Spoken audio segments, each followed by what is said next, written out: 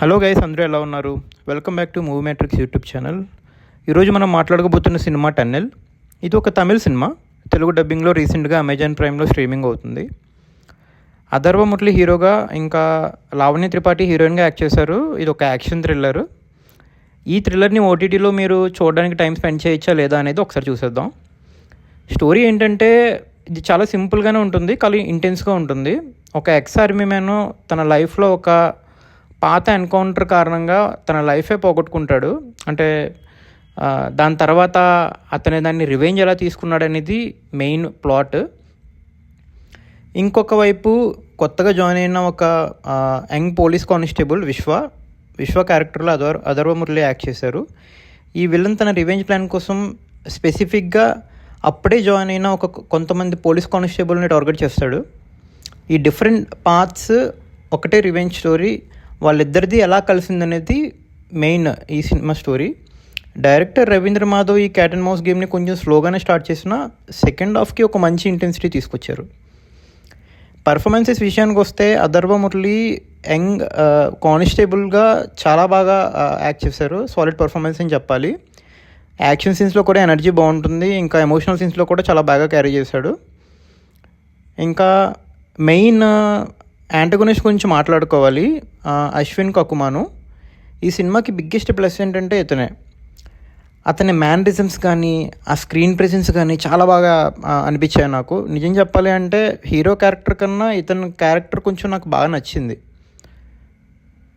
ఇంకా లావణ్య త్రిపాఠి, ఇది క్యారెక్టర్ లావణ్య త్రిపాఠిది అంటే ఒక రెగ్యులర్ కమర్షియల్ హీరోయిన్ రోల్.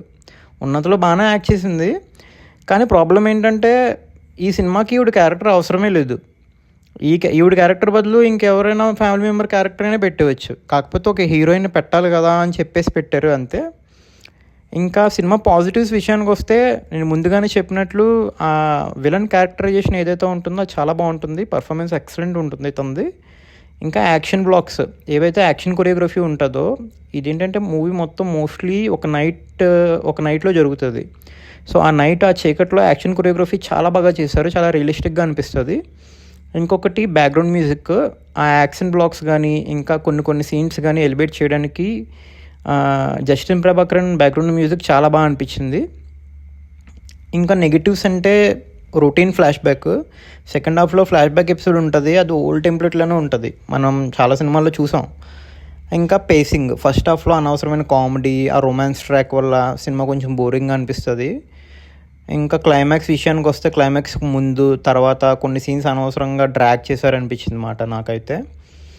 ఇంకా సినిమా ఓవరాల్గా చెప్పాలి అంటే ఒక రొటీన్ రివెంజ్ డ్రామా అయినప్పటికీ యాక్షన్ ఇంకా విలన్ పెర్ఫార్మెన్స్ కోసం ఒకసారి చూడొచ్చు. పాత స్టోరీనే, కానీ కొంచెం కొత్త ట్రీట్మెంట్తో చెప్పడానికి ట్రై చేశారు, కానీ అక్కడక్కడ కొంచెం ఫెయిల్ అయ్యారనే చెప్పాలి. మీకు నిజంగా ఈ టైం ఉంది, ఒక సినిమా చూడడానికి టైంపాస్ చేయడానికి టైం ఉన్నది అనుకుంటే ఈ సినిమా డెఫినెట్గా మీరు చూడొచ్చు. మీరు ఎంజాయ్ చేస్తారు. ఎక్కువ ఎక్స్పెక్టేషన్స్ పెట్టుకోకుండా చూస్తే మాత్రం డెఫినెట్గా ఎంజాయ్ చేస్తారు. సో మీరు ఈ సినిమా చూసినట్టయితే, చూడకపోతే చూసిన తర్వాత ఎలా అనిపించిందో కింద కామెంట్ చేయండి. వీడియో నచ్చితే లైక్ చేయండి. మరిన్ని రివ్యూస్ కోసం మా ఛానల్ని సబ్స్క్రైబ్ చేసుకోండి. Thank you very much. See you in the next review.